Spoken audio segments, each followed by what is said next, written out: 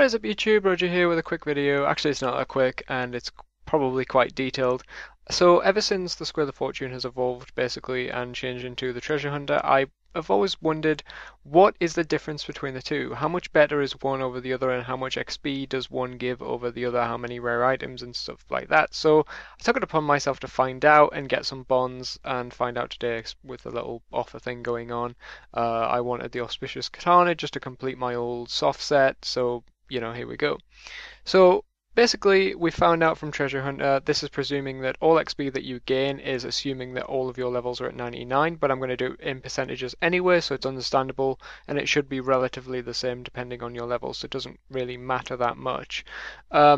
So from Treasure Hunter, we gained 1,482,761 GP.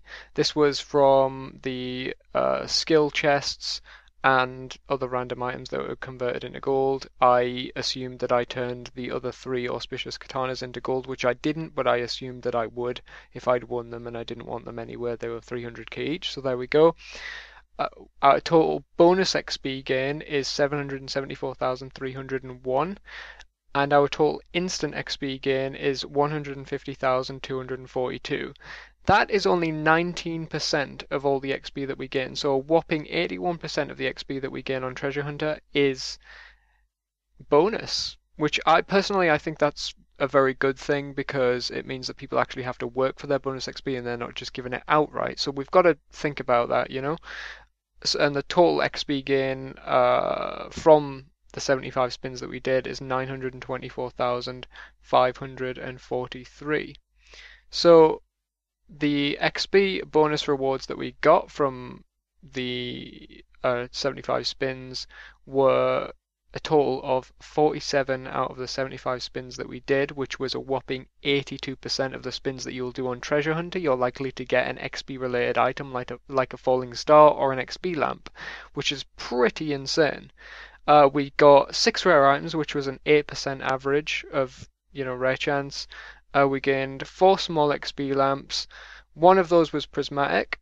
We gained 3 medium XP lamps. 1 of those was prismatic. Small fallen stars we gained 19 of. 12 of those were prismatic. We gained 14 medium fallen stars. 7 of those were prismatic. We gained 5 large fallen stars. 3 of those were prismatic. And 1 huge fallen star as well as 1 huge lamp. We gained 1,482,761 GP from selling all of the random items from the Treasure Hunter. So that's pretty good. I mean, you're looking at, an 82% chance, probably an 80% average chance of getting an item that is going to help you gain XP in one skill or another, whether or not it's bonus. You've got a 19% chance of gaining instant skill XP, and you've got an 81% chance of gaining bonus XP across skills. So across the Squeal of Fortune, and for me this was a big difference. I was quite surprised at how junky the drops were in the Squeal of Fortune, but I was also quite surprised at how much instant XP you got as opposed to the Treasure Hunter, whereas, it's changed quite a lot, but Treasure Hunter for me seems to be a lot more rewarding than Squeal ever was. You seem to get more rare items as well. In the 75 spins that I did on SoF, I never gained a single rare item. So you've got to bear that in mind, how much it's changed. If you want a rare item, you're probably more likely than ever to get one. And especially this weekend, if you want the old SoF things, then, there you go, they're there for you, and it only lasts this weekend. So when I was looking at my SoF statistics, I found that essentially 50 out of the 75 spins that I'd bought were wasted.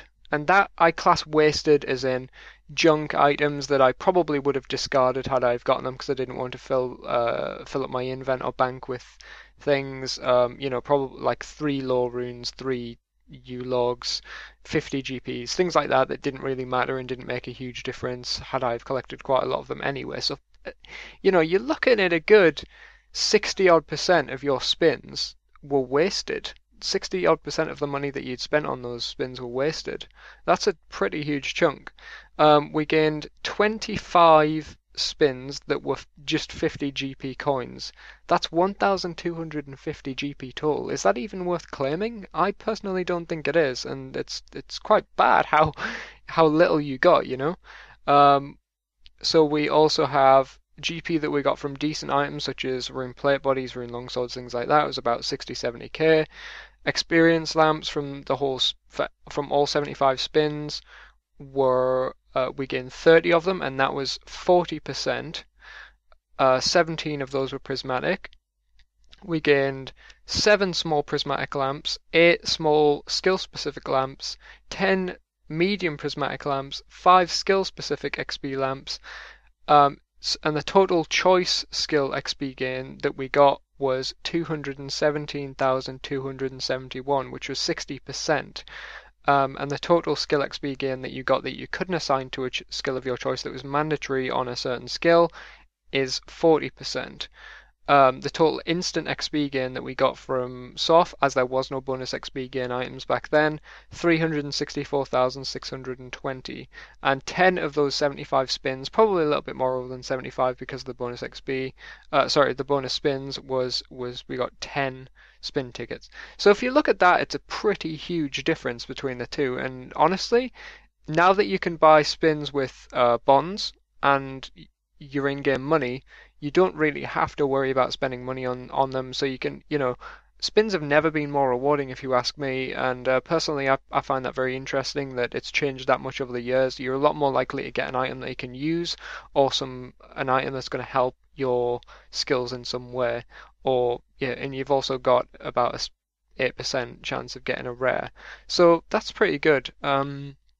So thanks all for watching. If you have watched this far, if you find the video interesting, please give it a thumbs up, because it took me a lot of time to make this and put all the statistics together, and also cost me quite a lot of GP as well to buy the bonds to get the spins to show you these statistics. So thanks for watching. I hope you enjoyed, and don't forget to subscribe for more. Cheers, guys.